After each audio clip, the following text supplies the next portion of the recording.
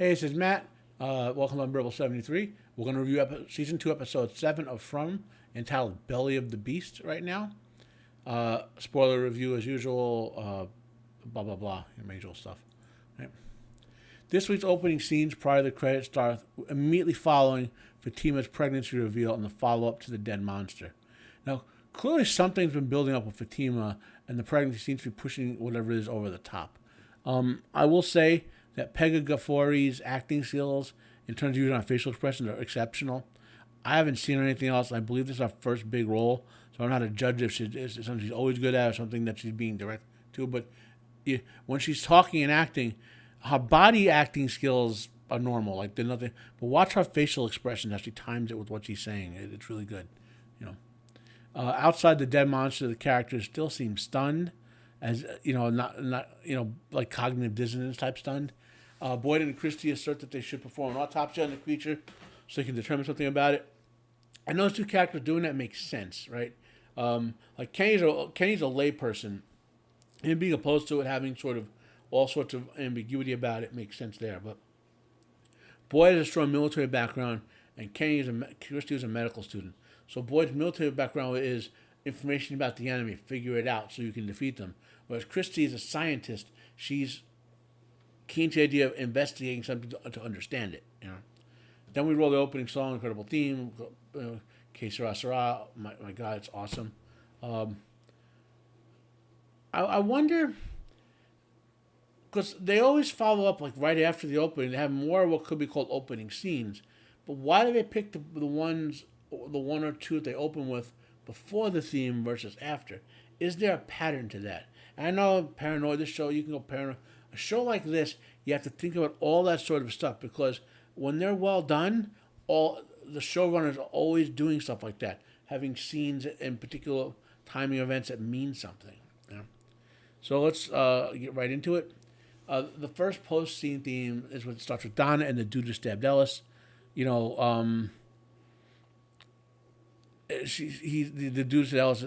dude who stabbed Ellis. I don't know if he has a name yet in the show. Probably does. I just don't know it. He's being a jerk about it. He's been locked in a room, and he's being guarded, right? And Donna is like, you should. He's complaining about the new people, and Donna is like, well, you might be the people to complain about right now, this episode is the first one that really started to tweak me a little bit about suspension of disbelief.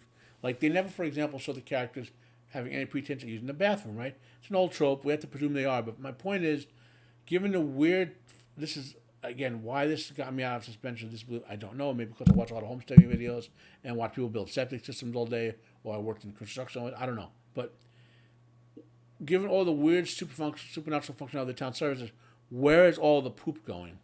The reason I ask is that small towns like this have septic systems for every house or building.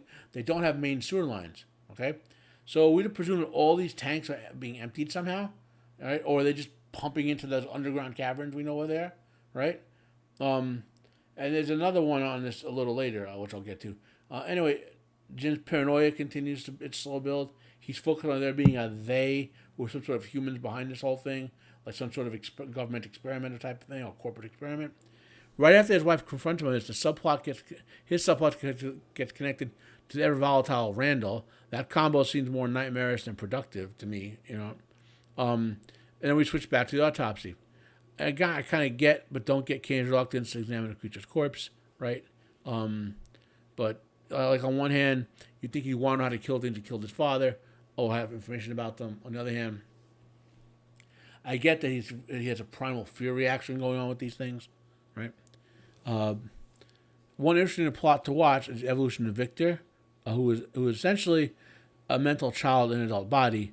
I don't mean in a creepy way, but more like his development emotionally, intellectually is stunted. I got the impression that when he was the only one to survive, he was on his own for a long time. So he little interaction and little chance to develop his mind to be more of an adult. Jim is still focusing on his antenna, which he's attempting to rebuild in secret outside the town in the family RV. Another point I mentioned earlier, the suspension of disbelief, is where's he getting the power from? Like when they built the antenna colony house on it, so to speak, they'd use a lot of outlets to power it, right? Like now Jim's seems not so much to have an issue with lack of power, but he wants to build another antenna. And Jin's paranoia plants a firm seed in Randall's dark and mistrusting mind. Right? That's not going to be positive. Now, being a couple episodes ahead, I won't be specific about this, but I will say that the showrunners know how to plant long-term subplots. Someday I'm going to rewatch this whole dang thing and see how far ahead they have stuff planted, or is it like Supernatural, where they're just great at callbacks. During the autopsy, they discovered the only liquid inside the monster was something that Christy identifies as bile, because I think she perceived that it comes from the creature's gallbladder. That's in your body where your bile is stored. Your liver makes it, your gallbladder stalls it. Presuming this liquid is actually bile, I wonder if the substance is not meant as something harmful to the creature, but rather as the substance that the creature runs on. In other words, that bile is what, because the creature inside is all desiccated and dried out, like it's been dead a long time. The bile is the only liquid. So what if the bile is all that keeps it moving, right? And it's something, I've read a lot of folklore and mythology over this. Something in my head is tweaking on this. I just can't remember. It's just not popping up. Something about, not the story of Golem from Jewish lore, but something about animating automatons with a bodily fluid. I don't know. It's just, like I said, I'm not sure. But it's tweaking in my head. So, but the reason I mentioned the bile, like, as I say that the bile is something that makes the creature run rather than a harm to it, is in folklore, bile is something that's used to cure many ailments and promote health.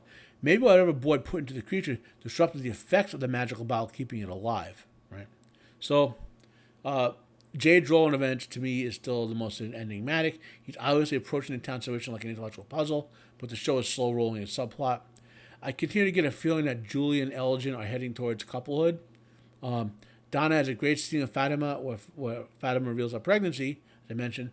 This is probably one of the two or three best character scenes in the whole show. Donna brings the focus back to be hope in the darkness. We do get a hint that the town's static environment, which always seems to be late summer, is progressing towards fall for the first time. The music box continues to grow in significance with this episode. This episode does deviate from the usual geometric build towards events at the end of the episode, instead of taking a slow movement and just advancing a bunch of character arcs.